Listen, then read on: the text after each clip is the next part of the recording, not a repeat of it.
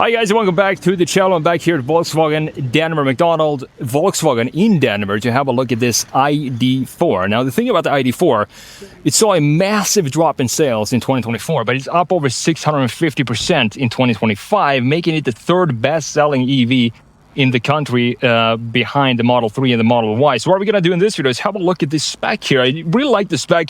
The wheels, not my biggest, not the biggest fan of the wheel design here, but the gray flat color that we have looking beautiful. We're gonna have a look at the front end, of course, the side view, the rear, the interior, and then we're going to take this for a drive. The 2025 Volkswagen ID.4 is powered by an 82 kilowatt-hour battery pack, got dual motors, 295 horsepower, 328 pound-feet of torque. Range comes in at about 255 miles. 0 to 60 takes 5.8 seconds, and the price for this is $46,000. When I was starting car design in Italy, we were working with Audi, Volkswagen, and Lamborghini. And Volkswagen always had this big rule book that they came in with, the designers from Volkswagen. They said that every single line on a Volkswagen needs to have a specific purpose. Otherwise, it should not be on the vehicle. And I do think that happens here as well. Everything seems to be right where you expect it to be. There is nothing crazy going on about the styling in the front end. We have this light bar now in the front, as you can see right here, which I kind of like because you have this, then goes right into the indicator light right here. Full LED headlights, of course. I do like the blacked out housing that we have here as well. Looking pretty decent and clearly a Volkswagen design when you look at the front fascia of this vehicle. Now, as we talked about, everything needs to have a purpose on a Volkswagen. You can see that right here. We have the opening right here in the lower section. You have the parking sensor integrated across the front end here, and even these slots on the side are actually functional, something that I love to see. I don't want to see black plastic like this if it doesn't have a function to it, but thankfully it does have some openings here to help with the airflow of this design. The logo in the front that is also illuminated, as you can see. So the full LED, you have the light bar right here into the indicator, and then you have the illuminated Volkswagen logo right here in this blacked out housing for it. Overall, it does have a pretty soft design to it. It's not the chiselness that I like to see from Volkswagen, but that is what happened when they wanted to make an EV to be as slippery as possible. Now, looking at the overall proportions of this, and this is one of these vehicles, you can clearly tell that it is an EV because of this short hood that you have in the front end and also how far the A-pillar stretches forward into the front end. Now, the wheel design here, these are wheels that I would definitely want to switch out. You have 235mm wide tires, 20-inch wheels, but they're completely blacked out, as you can see. You cannot appreciate the wheel design. And these are some of these, food plate designs that I talked about before when you have on EVs. When you want to cover up as much of the wheel as possible, I'd rather have lose a little bit of range and have better looking wheels. Now, looking at the side lines and the side line flow that we have, I do like the shoulder line. It does have a very organic line to it right here. I can show you from this side how it goes over the rear axle, creating a bit of a muscle over the rear axle in this area. And in the lower section, we do have this line as well.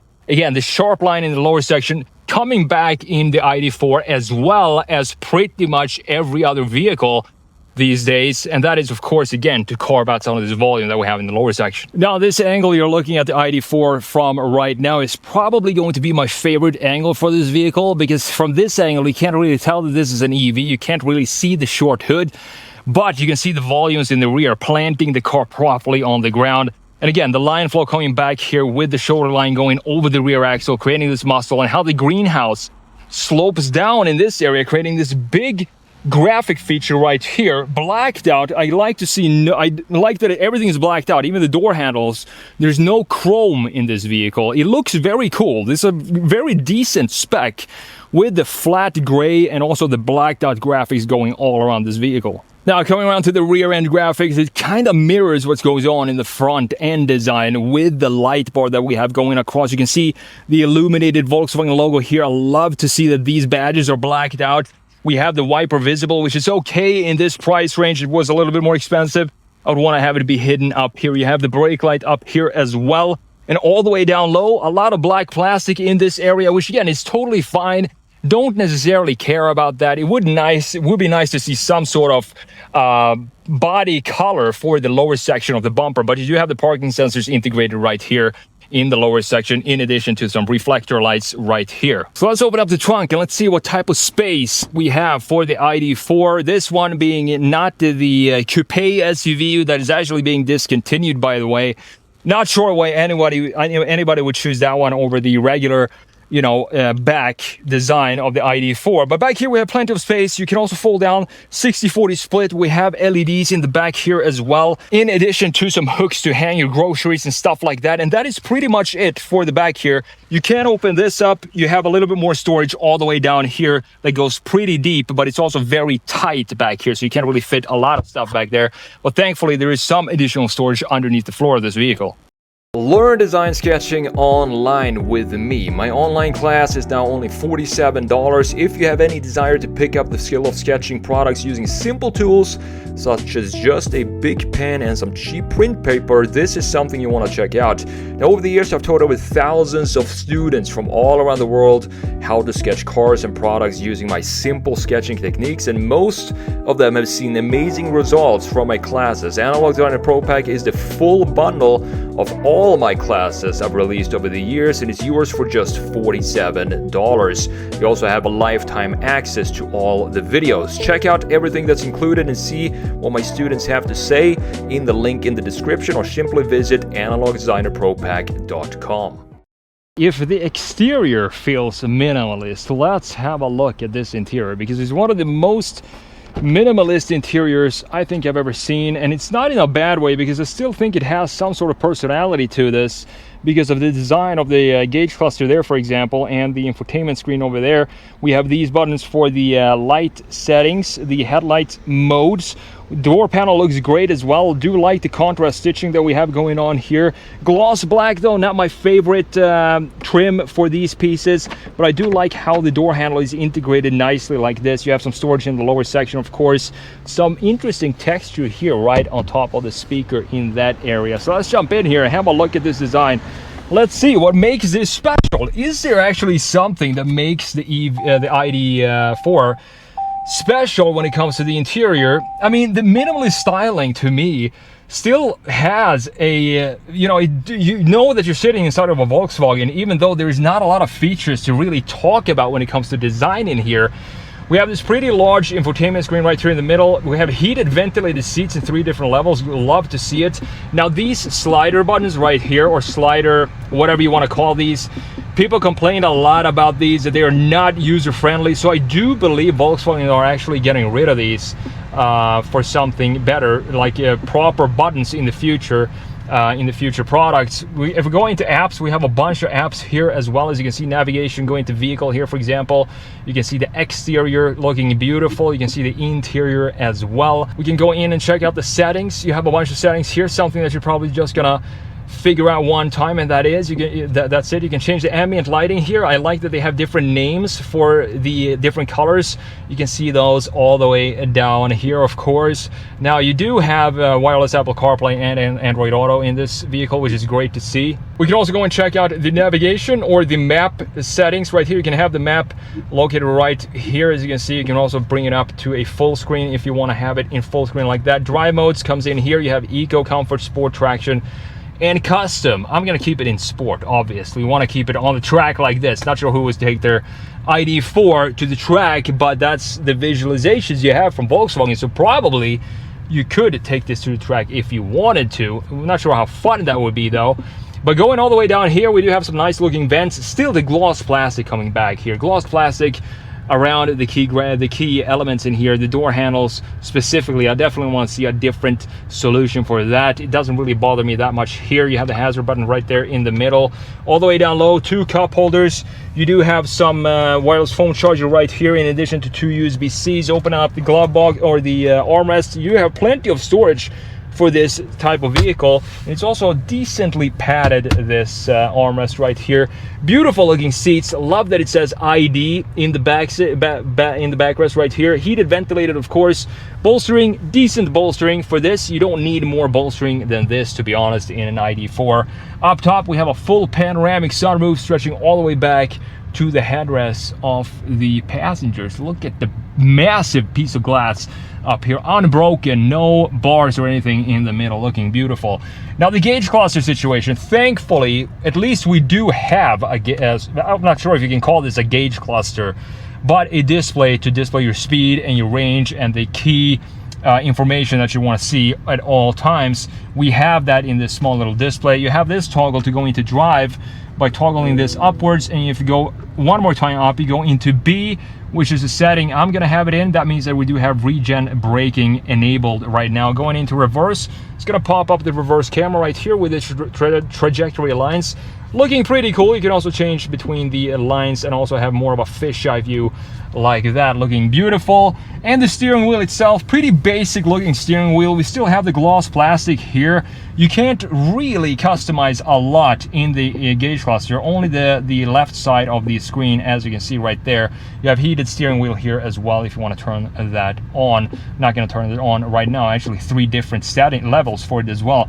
Volume controls, cruise control settings right here, voice command in this area, washer stock and indicator in one single stock. So you press it in to spray some water on the windshield, and of course you just use like normal to indicate left or right. Pretty straightforward stuff, and that is pretty much it for the interior. There's really nothing else to talk about in this interior. Of course we do have a glove box as well. So let's jump into the back seat. Let's see if I can fit behind, again, my own driving position. 6162 probably won't have any problems at all, this being an EV, meaning that we do have more space than normal.